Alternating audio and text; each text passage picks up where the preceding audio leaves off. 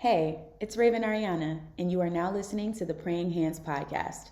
Unfiltered conversations between me and my mom, where we discuss who we want to put our hands on, who we want to lay our hands on, and nuggets of wisdom in between. We hope you enjoy. Peace.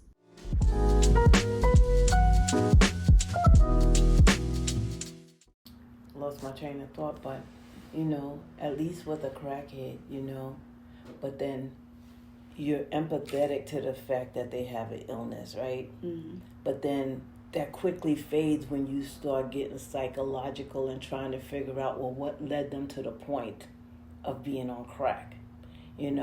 Was it a depression? Is it circumstances? Is it something that caused them to fall into this addiction? So now you have to go back to the root cause. Do you fix the fact that he's on crack? Yeah, fine. That's number one, to get him off of it and to realize what the problem is. But now that you realize that he had mommy issues or daddy issues or whatever the case may be, now it becomes psychological. There's certain things that you can't fix. No, you can't fix nothing. Well, you can't fix nobody. Facts, but then how do you make that your problem? I mean, you empathetic to what now? Are you empathetic to the situation that caused him to be there? Or No. are you empathetic to the fact that now he's a crackhead? You empathetic to the fact that now he's a crackhead. You empathetic to the fact that, whatever got you to this point, Mm-hmm. I'm sorry for. I didn't have nothing to do with it. I'm sorry. I'm sure you're sorry for it too. But, I just empathize with the fact that we're here now. Mm-hmm. And I can't judge you for it. I can't treat you differently because you're a crackhead. Mm-hmm. I mean, obviously I'm going to treat you like a crackhead. Not disrespectfully, but I'm not gonna leave my stuff out, but I'm not gonna act like you can't get a plate of food and you can't sit at my table. You know what I mean? You can obviously kick it, but I mean, you empathetic to care for him because he's a human being, regardless to what his sickness is. But what's the degree of empathy? How far does your empathy go? Okay, I'm sorry that you're a crackhead, and I empathize with you because you have this problem. I mean, you don't have to do anything. If he's not asking you for money, if he's not asking you for anything, you don't have to do anything. Empathy just extends as far as the humanity goes, and that's a far way. That's farther than most people. I mean, they won't even give you human. They won't even give you human. Yeah. They'll treat you like crap. But then that goes back to the individual who's empathizing, because now, okay, I empathize that you're a crackhead, right? Mm-hmm. Okay, and again, it's conditions. Do you want to be made well? Yeah. Because if you don't, then I have to just, okay, I'm going to pray for you that you overcome your addiction, and that's it. You have to pray for them. Right. But then empathy, on the other hand, is if it's something that can be helped or they're willing to help, that's where, okay, are you hungry? Do you need a place to stay? This and that and the other. Well, you can ask, but that's my thing too. If this is your homie, let's say this is just a regular crackhead, or this person and you've watched them become a crackhead. So let's right? agree that there's conditions, though. So it's not an unconditional thing. Empathy is not an unconditional thing. But I think that's just if I know you or don't know you, because I'm I would treat my crackhead cousin differently than I would treat a crackhead that I don't know. You know what I mean? Because the crackhead cousin, I'm actively gonna be did you eat? Do you need some money? Are you spending it on this? How you living? Da da da da. But if I don't know you and whatever, I'm not gonna actively look for ways to pay your rent and make sure that you eat. That's for your mama and your cousins to do. You know what I mean? But if they didn't give you that love and you want to train now, and you I'm a crackhead, you don't even have to tell me that you a crackhead. Right. But if you I need money for food and I got money for food, I'm gonna give you $1 or $5. Sometimes, or if I got it, or it's in my heart today, I'll give you the $5. What's the problem with that? Because in that critical thinking, then it goes back to are you hungry, or are you going to use my $5 for crack? Because if I give you $5 and you go out there, am I now enabling you as opposed to seeking a solution? You can't seek no solution for nobody. Well, not that, but my thing is... You can give them a Bible. That's what I'm gonna start doing. Yeah, but that's what I'm gonna start doing. I'm gonna give them $5 and a Bible and be like, and $5 and a choice. You know what I mean? Yeah. Like $5 and a choice. You could be like, hey, here's $5. You have an opportunity now. You're gonna spend it on the crack, or you're gonna read the book and like be like, I'm gonna really spend this $5 on McDonald's. Like I'm really gonna spend this $5 on, like, you can't. But you can't make that decision for them because we don't understand the magnitude of a crackhead. My thing is, even if you on meth or one of them lesser ones that don't ones. Well, because the matter of fact is, even if, let's take the lesser one, like a weed head. Okay. Guilty. So basically, if I know you're going to spend my $5 on a nickel bag of reefer. Yeah. Right. Yeah. Okay. Look, I don't. You don't know that person.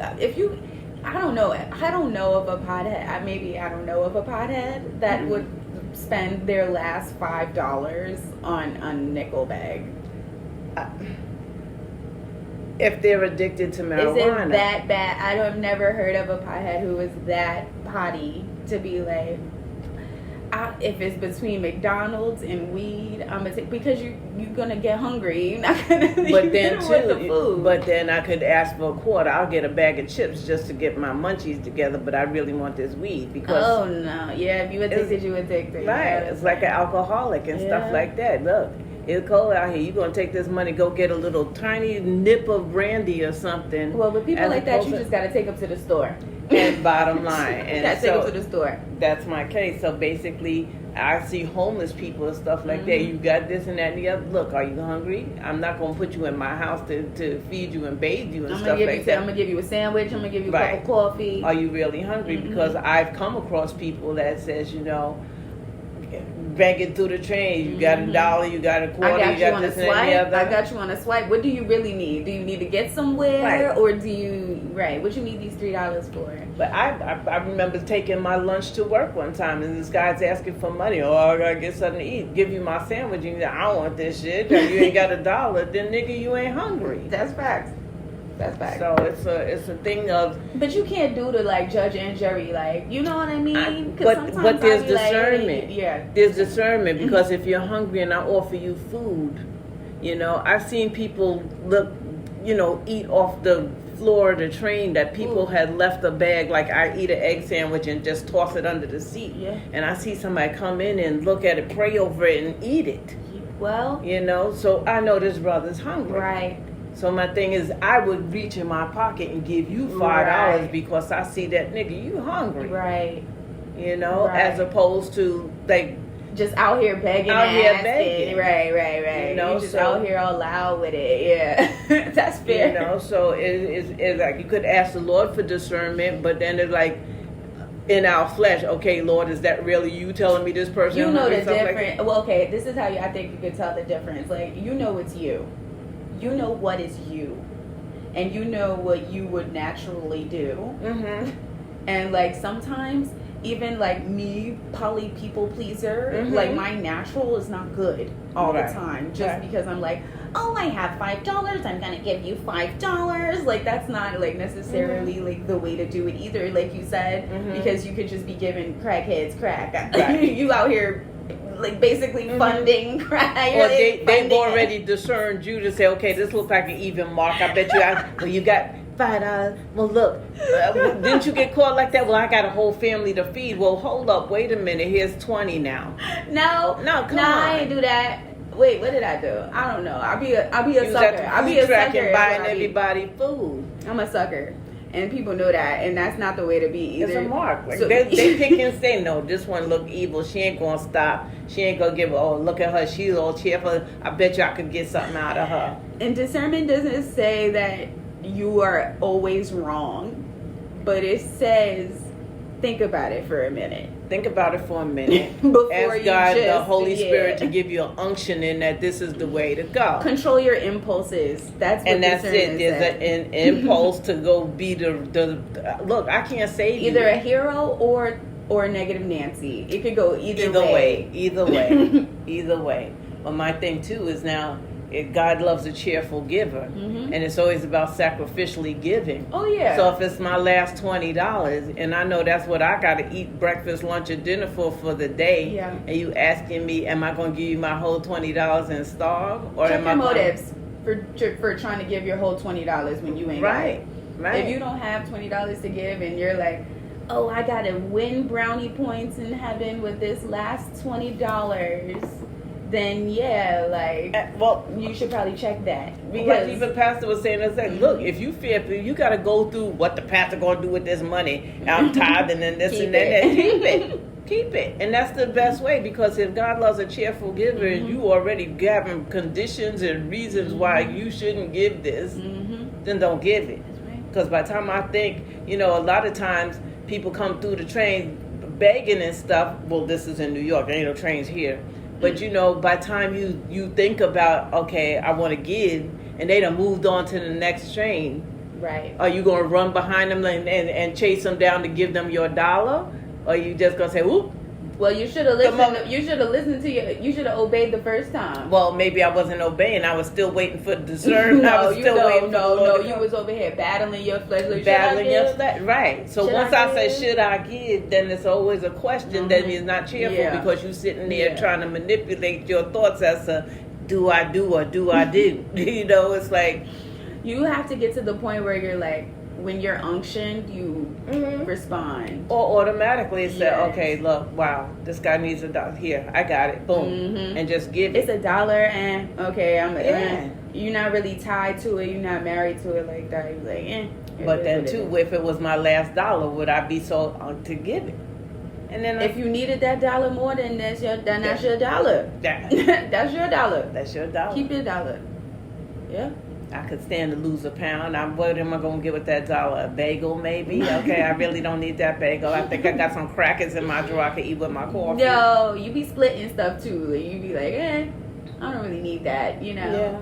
And when you see things, you just respond accordingly. Like, it's like a natural thing. It should be a natural thing, but it's definitely a heart thing and a God thing at the moment to say, like, okay, do I want to entertain this person? Or am I going to consider that he's smelling and stuff like that? Or he's laying on this subway thing and I'm tired and I got to go all the way downtown and I want to sit down. But then he gets up and like, okay, does he have bugs and shit? Now I ain't going to sit in that chair anyway because he was there. There's a whole battle that you go through. It's a battle. But or thank you for the meal, and go to shake my hand and I'm like, oh, okay. Give him the pound, give him the elbow. The elbow pound. So, how much to what degree? Like, how holy are you?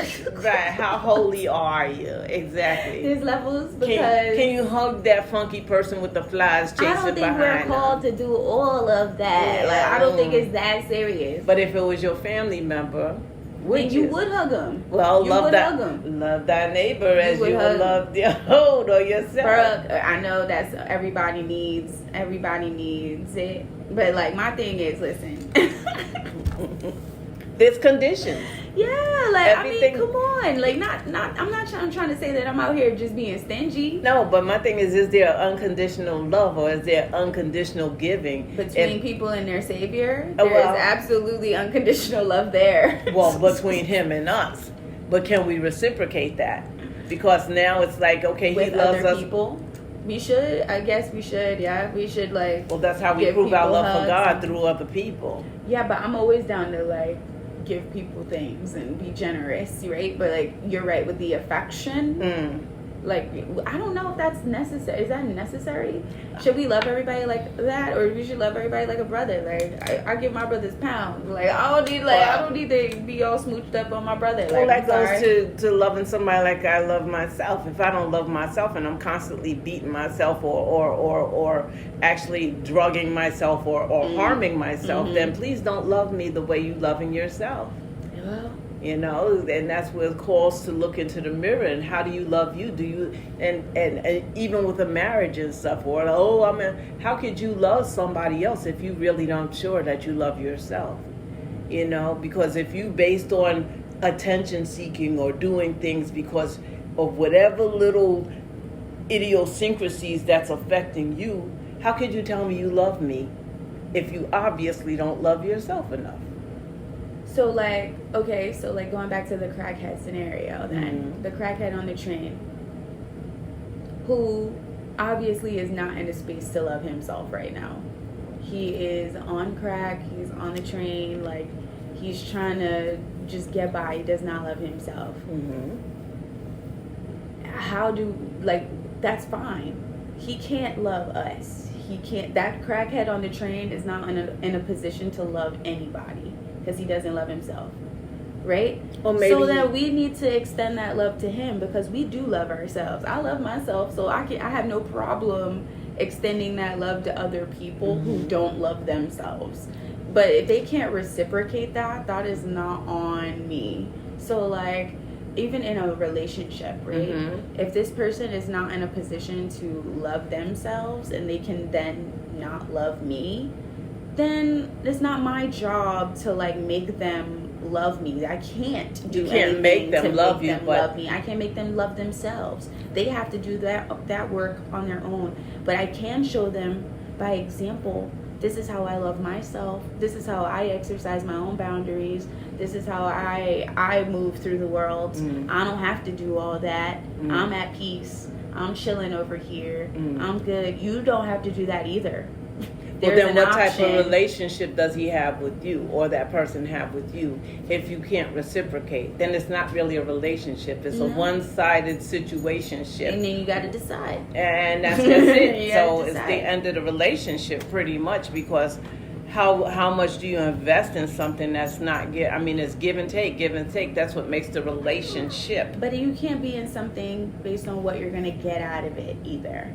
When it comes to love and stuff like that, if I'm going to devote myself to that as a relationship, and that's the difference to say, okay, I have a friendship, even if it's a friendship, and I'm the one that's always calling, and I'm the only one that's always being there, and stuff like that, and I'm giving of myself, and then when I find myself in a predicament, and I turn around and like, damn, where's the friend? It wasn't reciprocated. I'm going through the same loss. I'm going through the same headaches. I'm going through the same thing, but I'm not getting from what, then it makes you start questioning what you do for the other person. And so even if you genuinely gave of yours, because I'm here in person, girl, when you there, I'm there for you. I'm there for you. I'm there for you. And then you come to a predicament where nobody's there for you when you're going through. Now, do you go back to say, well, I'm a person that gives, so it really doesn't matter if nobody's there for me in doing it? Well, what do you need? Well, again, do you need the same thing that you're giving out? No, because you give out of abundance. So it's like, even if it's spiritually giving people time, attention, love, whatever, all that, I don't leave the house if I don't have the energy to do it. You know what I mean? I don't have the conversation if I don't have the time to have it. You know what I mean? And it's just like, sometimes you gotta adjust your expectations of like everybody else. Because my thing is like, people are always gonna need something. People are always gonna like want your time, your attention, and like you will drive yourself insane trying to be please there for everybody. Yes. And so it's just like, I am learning to be completely 100% selfish. I'm okay with it because, like, I understand the friendship thing of like, I'm like notorious for not answering my phone. I do not answer my phone. I don't answer texts until I'm ready. I don't answer calls until I like feel like it. And I know that that's gonna piss people off. I know I may lose friends for that, but at the end of the day, I know I show up for people. I know that like when the chips are down and like nobody else is around, you can count on me to be there. I don't have to pick up the phone. And if you don't see that, if you don't like appreciate me for who I am and the fact that I need time and space sometimes, and I'm not always going to be cat-cacking and like being on the phone and this and that third, and if you can't understand that doesn't mean that I love you any less or whatever, just not a phone person and all that other stuff, like, then you need to get over yourself. You really need to get over yourself because it's not about you. The world doesn't revolve around you. Like, people don't have to do things because you said, oh, I want you to do things. Like, that the world doesn't work that way. Well, that went in different directions because if you give out of abundance, even of your time, what happens when somebody at the sperm, girl, I'm stuck on this highway and stuff like this, and I have no way to get home. I left my wallet, whatever the case may be. And you can text me that, and I would see that and jump into action. Well, again, if you don't have the time. You see, or if that was one of them incidents that you don't know what that was, and you just said, "Girl, I missed the call. Oh well, I'll call her back when I get to it." Well, if it's an emergency, then people need to communicate that. Leave a voicemail. Leave a this. Leave a that. I hate people that don't leave voicemails. Come on, to let leave me a know. text, like something. Hey, girl, not call me back now. Like like people see that. People see things. So don't I feel like that's come on. You can communicate that. And my thing is if you call yourself a friend, and that's my thing too, don't call me a friend if you really don't think of me as your friend. If you think of me as someone who is a resource that you can use when you need them or want to. So then I'm right to exercise those boundaries of picking and choosing when I answer the phone. Right. If every time you're calling you want something. And that goes to question too. And again, I always tell people, you can't be too loose with that term friendship. Are we really friends, or are you a poacher, a leech, or something, or something? What is it that you calling for every 5 minutes? What do you want? Mini to mooch. Yeah, you only call when you want something, or when you want to vent, or that's still wanting to do something. Even the time and attention, even the call, even the hour call, it's just get a life. That's how I feel. Because, not that you're too busy for friendship, but it's just we don't have nothing to talk about every day. It's not truly a friendship then. It's acquaintanceship, and okay, I lended my ear because look, you're a person, I met you, you're acquainted and stuff like that. And you seem cool. I don't really know you like that, but in my interactions with you so far, you have not moved up to that position of friend where I have to overexert myself to be there for you. But even so, let's say you've been my best friend since 60. You've been my best friend. Let's say if you call yourself Raven Ariana Carey-James' best friend, then that means that you know me. You know how I am about this phone. You know how I am about you.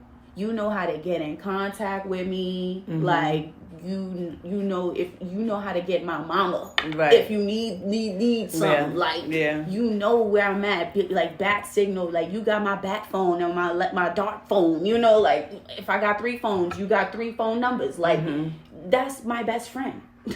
So if you don't have that, chances are you're not my best you're friend. not my best friend. Yeah. Chances are that there's 50 other people that you should reach out to before you call me. Make me your last resort. Damn. And again, so then there's the degrees of empathy. There's the degrees of friendship. Come on. There's degrees of there's my crackhead cousin. Yeah. And then there's the crackhead on the train. Right. That's true. Yeah. Yeah. Yeah.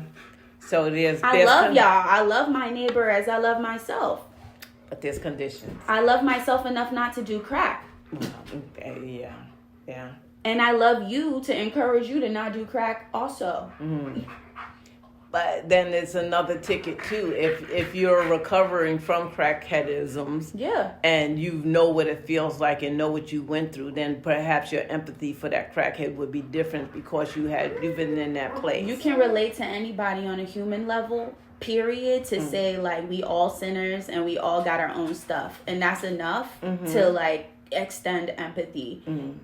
The more you go through, the more empathy you will probably have. If you have your own story, if you've been a crackhead yourself, your empathy will probably run a lot deeper for a crackhead. Right. If you're a recovering addict yourself, of any type. You know what I mean? And so, or if you're still battling addictions now, you can respect someone who has overcome them, or who is doing the work to oh wow, you really stopped that, and you're running a program now, and right, what are you doing to folks, help people with your... You admire people even on the train, that have enough courage to be like, hey man, I'm a year clean, or I'm like 3 months clean, and I just need something to eat. You like, give me $20, let me get something to eat. Like, you ready to do that, you know? Because it's like, that is what empathy is like, what is your story? And then the discernment to be like, is it bullshit? And then be like, you know the difference. And be like, trusting when you're like, this isn't bullshit. And I have $1. I have $5. I have $20 that I don't need. Right. So do I give him the one of like, okay, here's the 20. Right. Because I'm like, I don't actually need this $20. You do. I feel like you do. My spirit is telling me like, give him the $20. Yeah.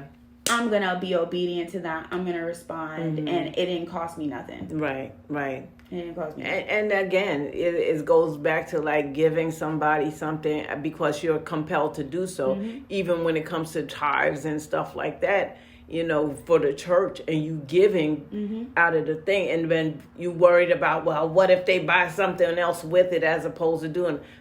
When you give from your heart and you give it in Jesus' name or the God that compelled you to do so, then once it's out of your hands, you fulfilled your commitment. Yeah. So now it's up to them to deal with whether, oh shit, they gave me this for food and I'm going to buy this here crack. Well, that's on them. And you just have to be wary of like crackheads in all forms. Oh yeah, because it's not just everyone is addicted to something. Yeah. And so like the people that you do call friends, or the people that you do find yourself in relationships with, you have to know what their addictions are. Yeah. You have to know what your addictions are, and if they jive. Well, that's true. That's true. Not jive, but like if y'all could like overcome them together, or if they even, you know, because I'm like, if your addiction is attention, right, and you're like constantly like, I seeking need it. attention, I need your time, I need this from you, and I'm like coming to you as a source for my addiction, and you're like, do I have to keep giving you this $20? Right. I don't want to keep giving you. I don't have it. Right. I don't have $20 this time. Not every 5 minutes, every day, I don't have 20 minutes this time. I don't have 20 minutes. Yeah. I don't have it. I'm all out of it. I'm all out. And it's like that. It's like, it's okay. You know what I mean? Like, it's okay to keep doing that work of like, this is an addict. You're an addict for different things, and you are looking to me to be your supplier of this. Or enabler, yeah. Yes. Yeah. And I see that you're hurting and this and the third, but I need to still use that discernment of like, is this bullshit? Right. Is this like the same process of like, and it's harder when it's actually your crackhead cousin or your crackhead friend or your crackhead man or whatever that's like coming to you, and you're like, what is like, it now? like, do I keep giving them this $20 or do I like stage an intervention, or do I like just move on and cut them off completely? Like, what do I do with this person that I'm in a relationship with if they're like an emotional crackhead? Like, what do I do? Well, you got to pray on that too, because like you said, the first couple of 20s was because God loves a cheerful giver, and you bet my heart like, yes, baby, what is it now? Yes, babe, like you said, like, okay, I keep giving you this $20 or these 20 minutes or these 20 seconds, and what? It's not helping you if you still craving more, you know. And it goes back to the original thing with the crackhead. Once you say that this person has this problem, now you have to start deciphering the psychological as to what's caused this problem that's requiring them to need this crack all the time. But then, is it your call to do so? At this point, it's like, again, difference between your crackhead cousin or mother versus somebody out in the street. But then it's like, how do you keep being empathetic to something that you don't know the cause of? Or if your initial response to that calling is now a constant thing, that they're not seeking the help from it, or they're not looking for a solution, or they do not want to be made well. You got to cut off the supply. But now it's like, okay, you're no longer empathetic to my needs. Now are you being condemned because you cut that off? or now you're not. You will be to a crackhead, obviously. Well, to anybody addicted, because you're not feeding into that anymore. Yes. So I'm no longer cheerful in my giving. Of course, you're going to be the bad guy, right? And again, will it be received by Christ anymore? Because now I'm no longer cheerfully giving. Yeah, but come on, like, use your discernment here. Use your head, like. Do you really think that God is going to want you to continue to supply a crackhead? Enable of any kind? Like, do you really think, like, he's gonna be like, okay, we're done here? I mean, he's extended grace and mercy to countless, to Israelites, to Palestinians, to Amorites and Moabites and everybody else and Egyptians, and just like, hey, let my people go. Tell you one time, tell you two times, tell you 3, 4, 5, 6, 7, 8, 9, 10 times. You had so many times to get it together. You didn't. I'm wiping you out. I'm killing you. I'm killing your source. It's over. I told you so many times. I can't help you. I'm not going to help you. I'm done. Yeah. So it has limits, and so, like, you extend it. You keep doing. You keep trying, but like. But once you're done, you're done. That's it. And you have to know when you're being released from your assignment, when you're being released from your call to do these things, because it's like that's where your discernment comes in. You're like, I don't feel like my spirit is even convicting me or calling me to continue to do this anymore for you. Not in this way. I feel like I have actually been absolved of that. That goes back to the pool. It's like, I have nobody to put me in a pool. You're sitting there 38 years, and I'm telling you, look, if you could make it just inch by inch, day by day, get closer to the pool, it won't take you 30 years if you just pick up your bed and move. Move according to your abilities, and God's ability is to heal you at the end, but you got to make your effort to get to that pool. You don't sit there and wait for people to do. I ain't got nobody put me in there. I ain't got nobody put me in there. Well, what effort are you making to move closer to the edge of that pool? That's it. Because by the time you get to that edge, instead of sitting there waiting for 38 years, if you would have moved closer, at this point, all you had to do was lay there and roll into the pool. But the thing about it is that even if you no longer feel compelled to give the $20, you can still give a word of encouragement. You could still, like, keep that person going, and, like, you could continue still to pray for them. You could still do that, and, like, that is all. That's all you need at the end of the day. It's like a prayer and an encouragement. Amen.